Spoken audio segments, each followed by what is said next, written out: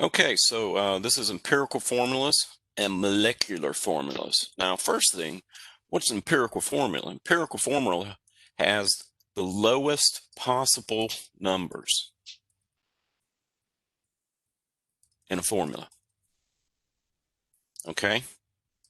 And a molecular may or may not. Now, what does that mean? What that means is that a molecular formula can be the empirical formula, but it doesn't have to be. And here's an example. If we take glucose, which is C6H12O6, that's its formula. This is a molecular formula. Why is it a molecular formula? Because it doesn't have the lowest possible numbers, the lowest possible whole numbers. And so I can divide all these numbers by 6, and I can get CH2O. And this would be the empirical. Okay, so the top one, C6H12O6, is molecular. The bottom one's empirical.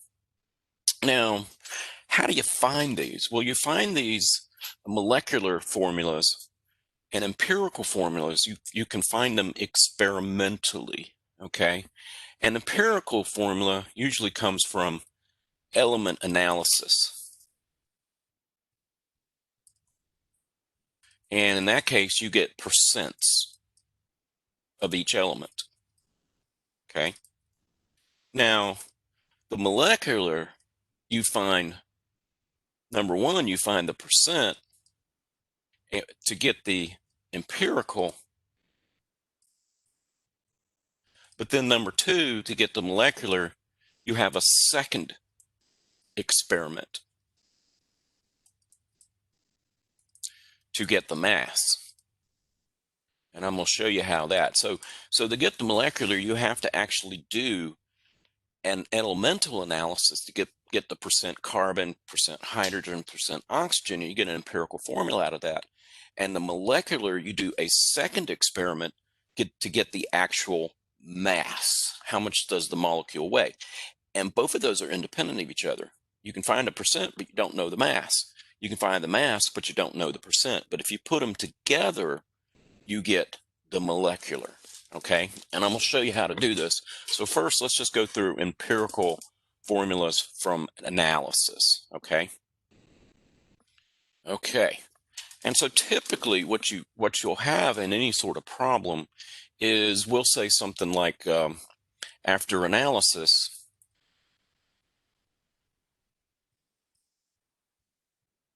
it was found. Notice I'm using third person passive like you should be using in your lab reports. It was found that we have, let's say, 55.0%, and this is all by mass, of carbon, and let's say 25% of hydrogen, and let's say that we had the remainder. Let's see, that'd be 20. It's got to add up to 100, by the way. So that'd be 2580, and we'll say 20% of chlorine.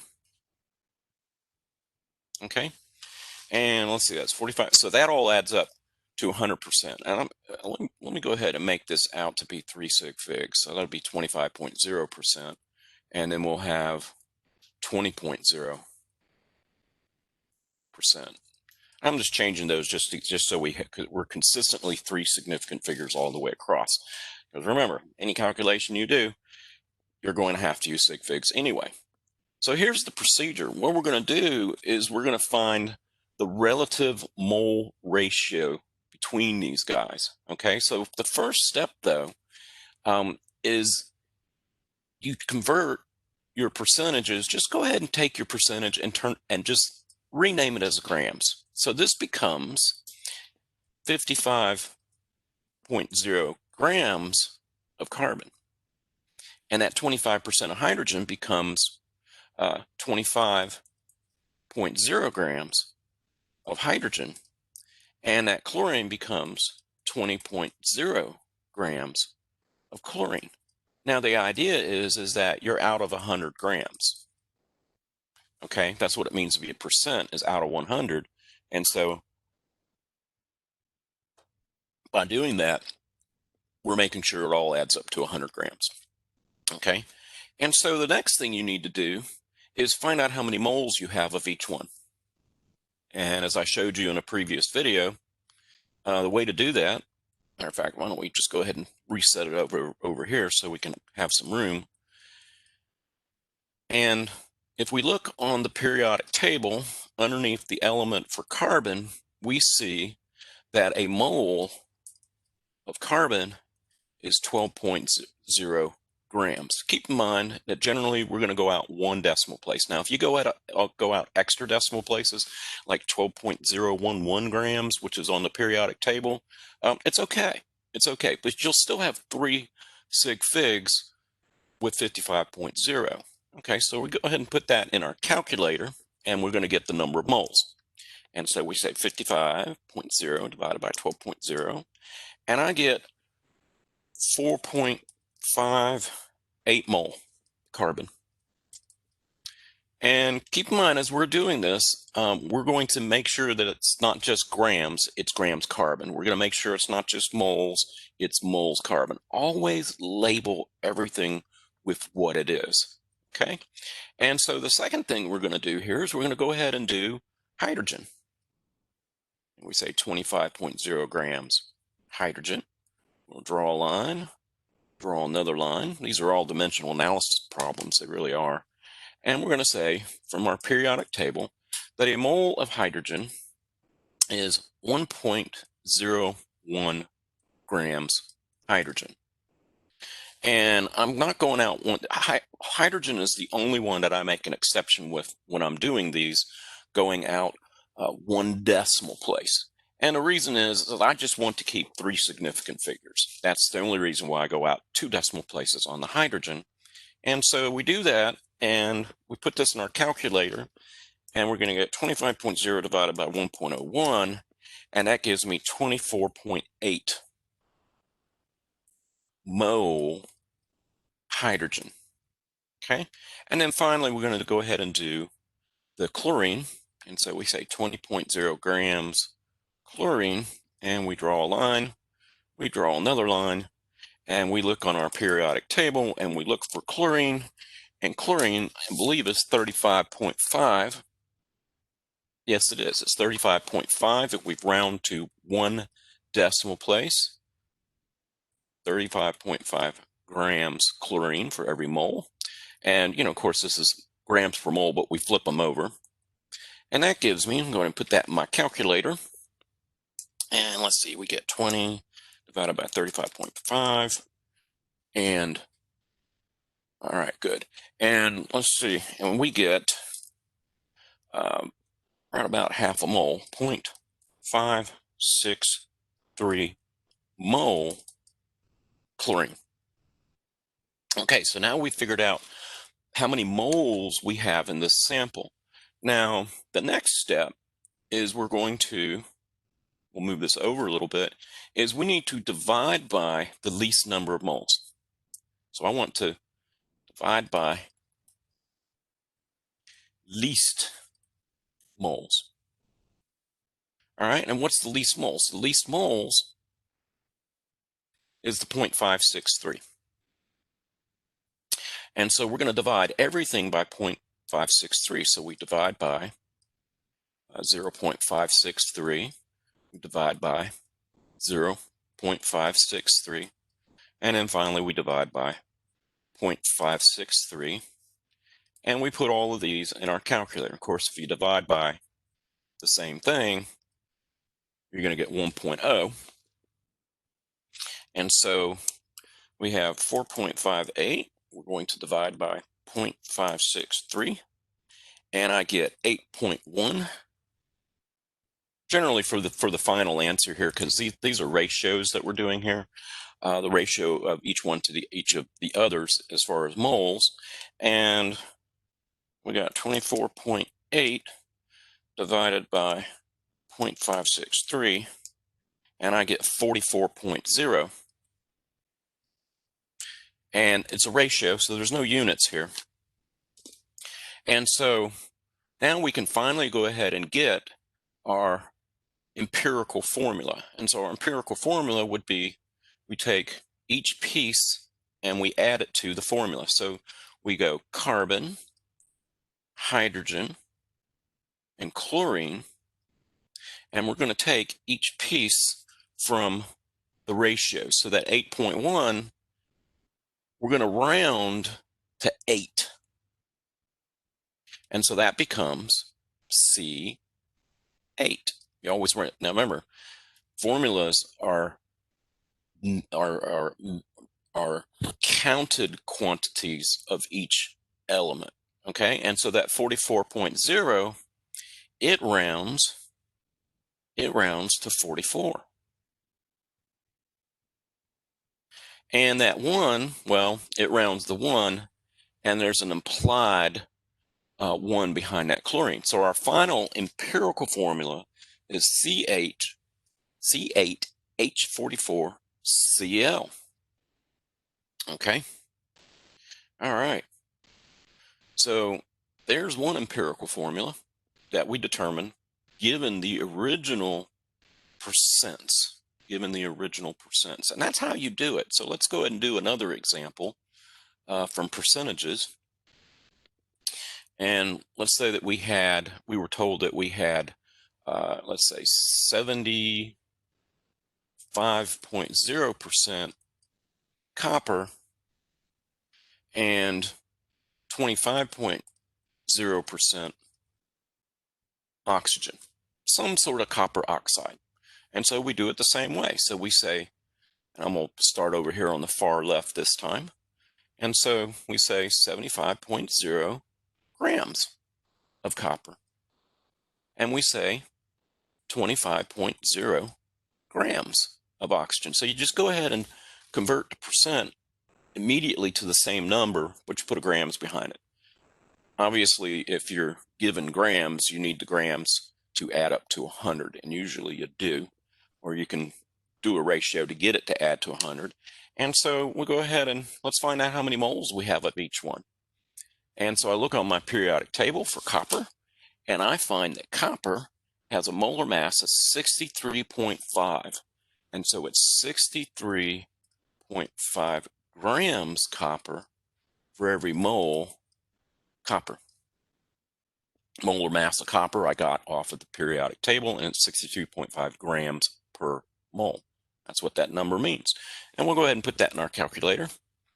And here we go. And so we say 75.0 divided by 63.5, and I get 1.18 mole copper. Now we can do oxygen. And it is, and I look on the periodic table and I see that a mole of oxygen is 16.0 grams oxygen. And we put that in our calculator. And so we go 25 divided by 16, and I get 1.56 mole oxygen. Now, we're going to divide by the least number of moles. What's our least number of moles? Least number of moles is the 1.18. So we're going to divide everything by 1.18. Hold on, make sure no one's waiting outside. Nope. Okay, 1.18, and that's obviously equal to 1.0, and we'll divide by 1.18 down here as well, and we put that in our calculator. And so we say 1.56 divided by 1.18, and I get 1.32.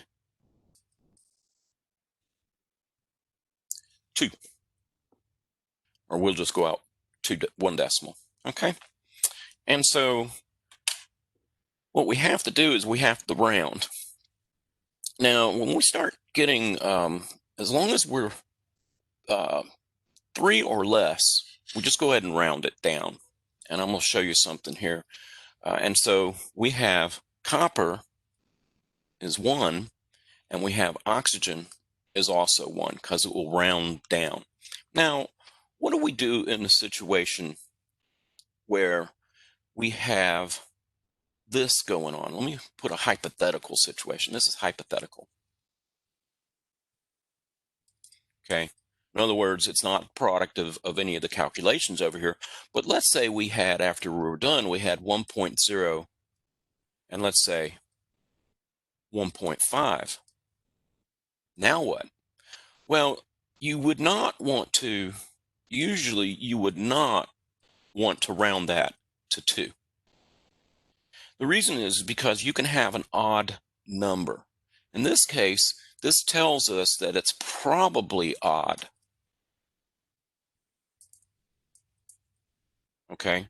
And so what we'll do is we'll multiply everything through by 2 to get rid of that 1.5 and turn it into a whole number that's pretty close. And then we'll round from there.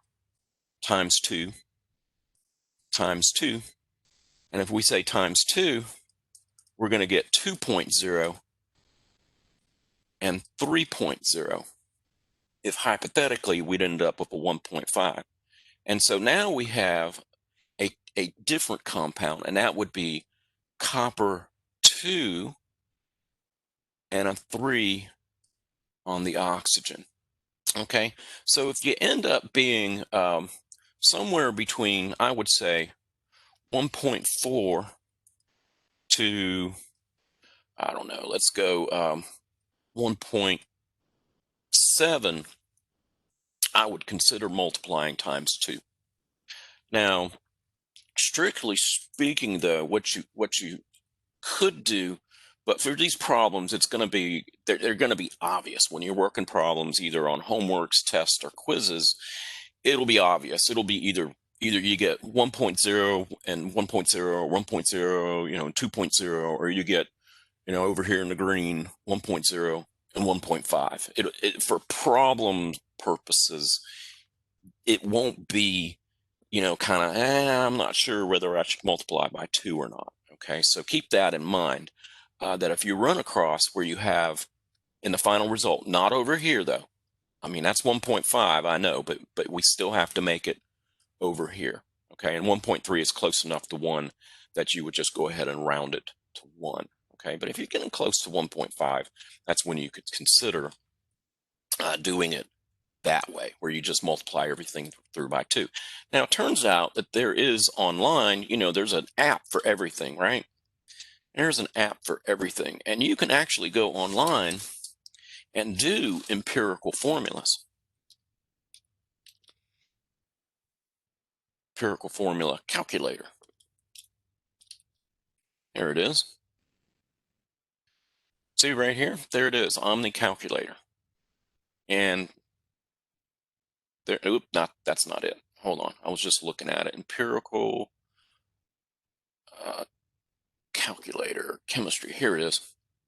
There it is. Okay, that's in Sydney, some university in Sydney, and we can do the same thing where we have 75% carbon, and let's say, oh, let's just make something up. And how about say 15% of say hydrogen, and let's say we had, whoops, I got it backwards. Say 15% hydrogen, and then the remainder was oxygen. And so we would say, let's see, that's 90, so the rest of it would be 10% for oxygen, and then it'll calculate it out for you. And you can see it gives you a final answer down here based on variance. Okay, and according to this calculator, it's C50H119O5. Pretty cool. You don't have to do the calculations, but obviously when we're taking our test this is not something that's going to be available to you. But it is one way to check, your empirical calculation. So strictly speaking, what this one is doing is it's trying to find the best fit. And so it's not necessarily rounding the numbers like I just showed you. Okay.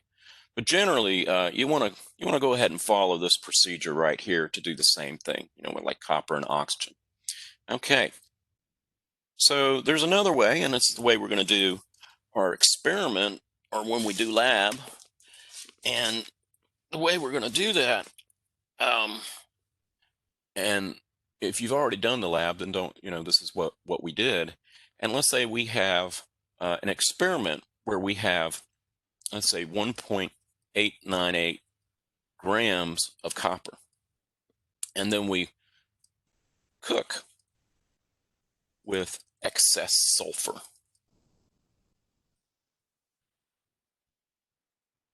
And what that means is that you have more than enough sulfur to react with the copper, and we form let's say, 2.304 grams copper sulfide product.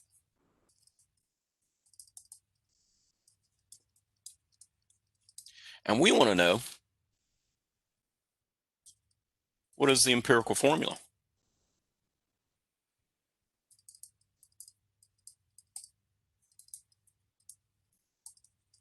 How would we go about doing that?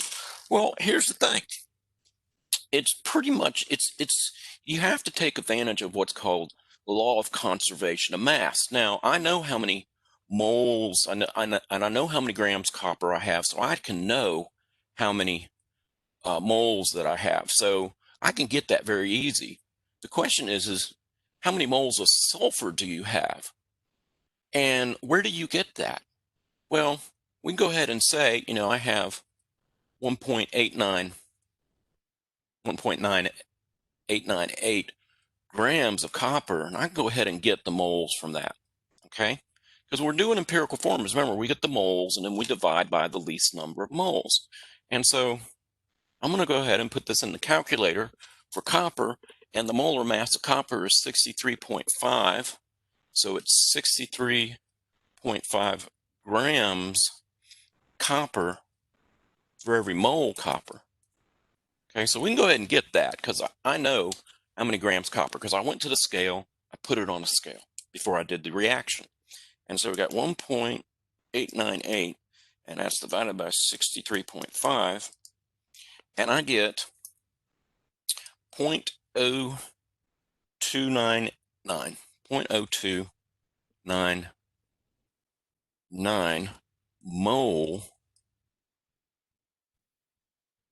copper. Okay, that was easy peasy.